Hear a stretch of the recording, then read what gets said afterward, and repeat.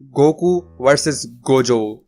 ये दोनों ही बहुत ज्यादा स्ट्रॉन्ग कैरेक्टर्स हैं और इनकी पावर्स इनके यूनिवर्स के अंदर सबसे ज्यादा होती हैं। गोकू जो कि मल्टीवर्स लेवल पर है और वो पूरे ड्रैगन बॉल यूनिवर्स के अंदर सबसे स्ट्रॉन्गेस्ट मॉडल है। वहीं गोजो सातोरू जो कि पूरी दुनिया के अंदर सबसे स्ट्रॉन्गेस्ट जुजुत्सु सॉर्सरर है। उसका मुकाबला कोई भी नहीं कर सकता पूरी दुनिया के अंदर। वो सबसे स्ट्रॉन्गेस्ट है और कोई भी नहीं। और पूरी सीरीज के अंदर सब उसको स्ट्रॉन्गेस्ट बुलाते हैं। इसलिए सारे फैंस का सवाल है, क्या गोजो गोकू को हरा सकता है? क्योंकि ऐसा लगता है कि गोजो के पास ऐसी एबिलिटीज हैं जिससे वो गोकू भी हरा सके। क्योंकि गोजो की एबिलिटीज कुछ नॉर्मल नहीं है। वो नॉर्मल पंचेस या फिर नॉर्मल मुक्कों से काम नहीं करता।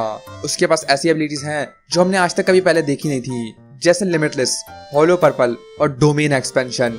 ये टेक्निक्स गोजो की सबसे बेस्ट एबिलिटीज हैं और इनकी वजह से ही सब सोचते हैं, क्या गोजो गोकू को हरा सकता है? तो आज मैं तुम्हें बताने वाला हूँ, क्या गोजो गोकू को हरा सकता है?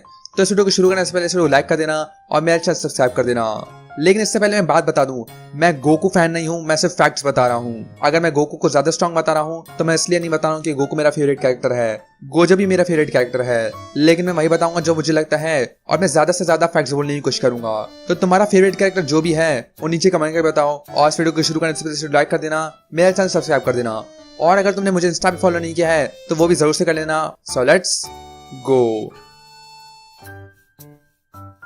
अब मैं गोकू की बात नहीं करने वाला। हमें पता है कि गोकू कितना ज्यादा स्ट्रॉन्ग है। वो पूरे गैलेक्सी को खत्म कर सकता है, सोलर सिस्टम को खत्म कर सकता है। वो सबसे स्ट्रॉन्गेस्ट है, वो सबसे ताकतवर है, सबसे तेज है और हमें पता है कि वो कितना पावरफुल है। उसके पास सुपर सैयन 2 है, सुपर सैयन 3 है, super Saiyan God, super Saiyan blue, ultra instinct, इतनी सारी चीजें हैं। साथ ही साथ बहुत खतरनाक टेक्निक्स जैसे स्पिरिट बॉम्ब, कामेहामेहा, कायोकेन और बहुत कुछ। तो गोकू बहुत ही पावरफुल है और हम लोगों को इसकी बात करने की कोई जरूरत नहीं है। तो गोकू बहुत पावरफुल है और ये सबको पता ही है। तो हम लोग बात करने वाले हैं गोजो की एबिलिटीज के बारे में और गोजो की सबसे स्ट्रॉन्गेस्ट एबिलिटीज के बारे में। तो सबसे पहले हम लोग गोजो की स्ट्रेंथ और गोजो की स्पीड के बारे में बात करने वाले हैं। जुजुत्सु काइसेन की दुनिया के अंदर गोजो भी है जो कि सबसे स्ट्रॉन्गेस्ट और सबसे तेज है। उसके अलावा कोई भी ज्यादा स्ट्रॉन्गेस्ट नहीं है। वो लिटरली लाइट की स्पीड में ट्रैवल कर सकता है। वो इतना तेज है कि सबको लगता है कि वो टेलीपोर्ट कर रहा है। साथ ही साथ उसकी ताकत का कोई जवाब नहीं है और वो पूरे यूनिवर्स के अंदर सबसे स्ट्रॉन्गेस्ट है। वो एक हाथ से ही किसी का भी सर उड़ा सकता है और एक हाथ से ही कुछ भी कर सकता है। उसकी पावर का कोई जवाब नहीं है। लेकिन गोकू के मुकाबले ये कुछ खास नहीं है, क्योंकि गोकू उसके मुकाबले बहुत ही ज्यादा स्ट्रॉन्ग है। मतलब गोकू बहुत ही ज्यादा स्ट्रॉन्ग है, स्टूपिडली बहुत ज्यादा स्ट्रॉन्ग। गोकू ड्रैगन बॉल जी के एंड पर ही सुपर सैयन 3 बन चुका था और उससे ही उसने पूरी दुनिया को हिला दिया था। ड्रैगन बॉल सुपर के अंदर तो वो और भी खतरनाक बन चुका था जब वो यूनिवर्स को खत्म करने वाला था सिर्फ अपने पंचेस की मदद से। और जब उसने अल्ट्रा इंस्टिंक्ट पाया तो उसने नथिंगनेस को हिला दिया, जो कि बिल्कुल एक अनलिमिटेड वॉइड है जिसके अंदर कुछ भी नहीं है। मतलब नथिंगनेस को गोकू ने हिला दिया था सिर्फ अपनी पावर के बलबूते पर। तो गोकू की स्पीड तो बहुत ही खतरनाक है, क्योंकि गोकू ने हिट की टाइम स्किप को ही सरपास कर लिया था। मतलब उसने टाइम को ही सरपास कर लिया था। और तुम्हें याद है जब ड्रैगन बॉल सुपर के अंदर हिट वर्सेस जीरन लड़ रहे थे तो हिट ने जीरन को टाइम में बंद कर दिया था, या फिर उसने ऐसी कोई पॉकेट डायमेंशन में उसको बंद कर दिया था जीरन को। एक ऐसी पॉकेट डायमेंशन जहाँ पे टाइम नहीं गुजरता, लेकिन जीरन उसमें तब भी हिल पा रहा था। और सुप्रीम काय बोलता भी है कि जीरन ने टाइम को ही सरपास कर लिया है। उसने अपनी पावर से हिट की टाइम स्किप को तोड़ा नहीं, बल्कि उसने लिटरली टाइम को सरपास कर लिया था। और हमें पता है कि ये जीरन बिल्कुल भी सीरियस नहीं था और आगे जाकर गोकू जीरन को बुरी तरह सरपास भी कर देता है। तो गोकू बहुत ज़्यादा स्ट्रॉन्ग है और वो बिल्कुल टाइम के ऊपर है। तो गोजो की स्पीड और गोजो की स्ट्रेंथ उसके सामने कुछ भी नहीं करने वाली है।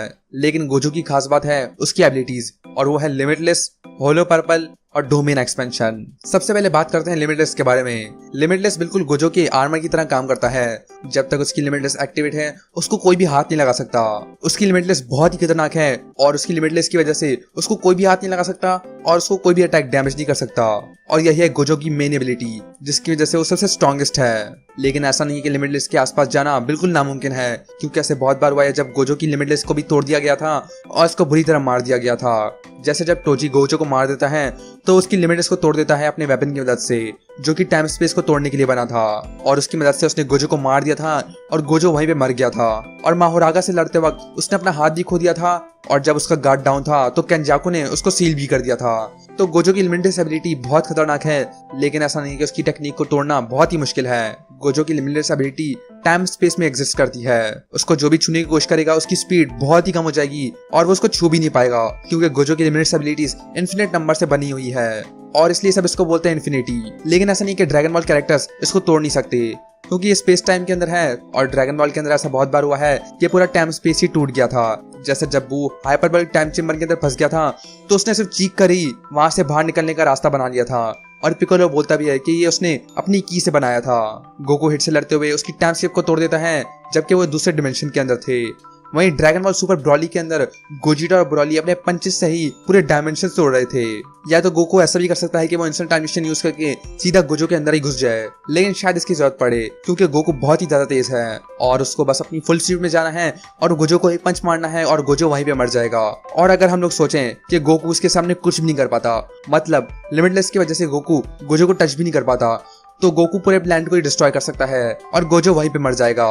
और गोकू के लिए प्लैनेट डिस्ट्रॉय करना बहुत ही आसान होगा क्योंकि वो बहुत ही पावरफुल है और मुझे पूरा यकीन है कि गोकू सिर्फ एक पंच से ही पूरे प्लैनेट डिस्ट्रॉय कर सकता है। तो लिमिटलेस के सामने गोकू बहुत कुछ कर सकता है। लेकिन अब बारी है डोमेन एक्सपेंशन की। क्या गोजो का डोमेन एक्सपेंशन गोकू को मार सकता है? गोजो के डोमेन एक्सपेंशन का नाम है अनलिमिटेड वॉइड और इसके अंदर जो भी फंस जाता है उसके दिमाग के अंदर अनलिमिटेड इंफॉर्मेशन आ जाती है और वो सब कुछ सुन पाता है, सब कुछ देख पाता है, सब कुछ जान पाता है और इसी वजह से ब्रेन ओवरलोड हो जाता है और वो कुछ भी नहीं कर पाता।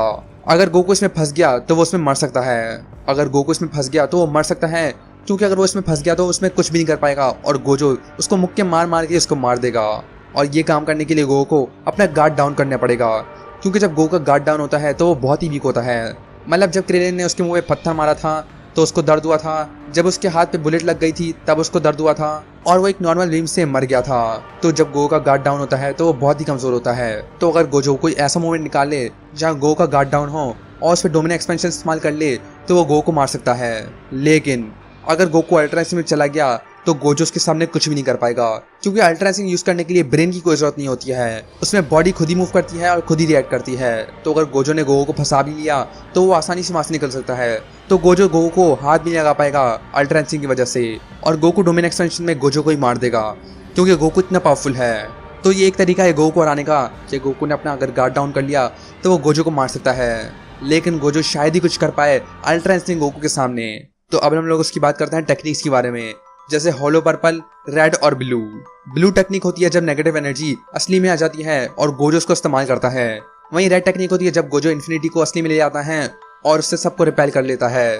और जब दोनों कंबाइन होते हैं तो गोजो बना लेता है अपनी होलो पर्पल टेक्निक, जो कि एक इमेजिनरी स्पेस है और जो भी उसके सामने आएगा उसकी हालत बहुत खराब हो जाएगी। पहले तो सबको लगा था कि गोजो की एबिलिटीज बिल्कुल हकाई की तरह काम करती हैं कि अगर होलो पर्पल के सामने कुछ भी आ गया तो वो एग्जिस्टेंस से मिट जाएगा, लेकिन ऐसा बिल्कुल भी नहीं है क्योंकि हमने गोजो वर्सेस सुकुना की फाइट में देखा था कि सुकुना को बहुत बार होलो पर्पल लगा लेकिन वो तब भी जिंदा बच गया।